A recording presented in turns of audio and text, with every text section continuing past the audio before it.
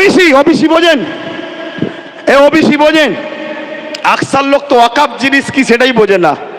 OBC বোঝেন? OBC হলো একটা সংরক্ষণ, যার মাধ্যম দিয়ে দু একটা হলেও মুসলমান চাকরি পাচ্ছিল। সেই ওবিসিটাকে বড় প্ল্যান মাফিক গোঁজামিল করে সংরক্ষণ দেওয়ার জন্য সেটা আজকে কেস হয়ে বন্ধ হয়ে যাওয়ার জন্য এবছরেই 400-র ওপরে মুসলিম ডাক্তার তারা বসতে আর পারলো না পরীক্ষায়, তাদের লাইফটা বরবাদ হয়ে গেল এই ওবিসির কারণে। এগুলোকে আপনাদের জানতে হবে।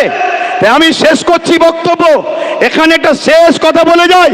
নিশ্চয়ই আপনারা শুনেছেন সুলতান হিন্দ গরিব নওয়াজ খাজা মঈনুদ্দিন আজমিরি জিনার দরবারে আমরা লক্ষ লক্ষ মুসলিম হিন্দু সবাই যাই।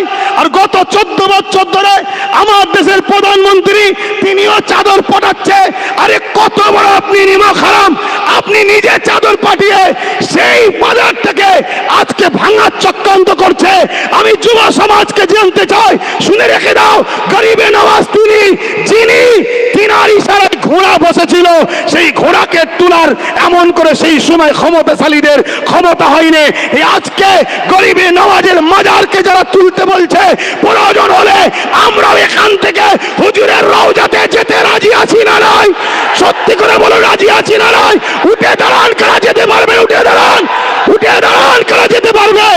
দিল থেকে বলছেন যেতে পারবেন? যেতে পারবেন? এ লড়াই কিন্তু শেষ থেকে ছাড়তে হবে। কেন বারবার হয়েছে, কাউকে খেতে দিলে সে ও শুতে চাইছে।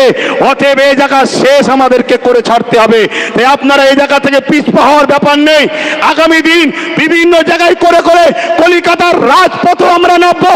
কলিকাতায় করার পর পুরো দেশ জুড়ে বিভিন্ন জায়গায় আন্দোলন চলছে। সবাই আমরা একসাথে হয়ে অন্য রাজ্যের মানুষদের এক হয়ে আমরা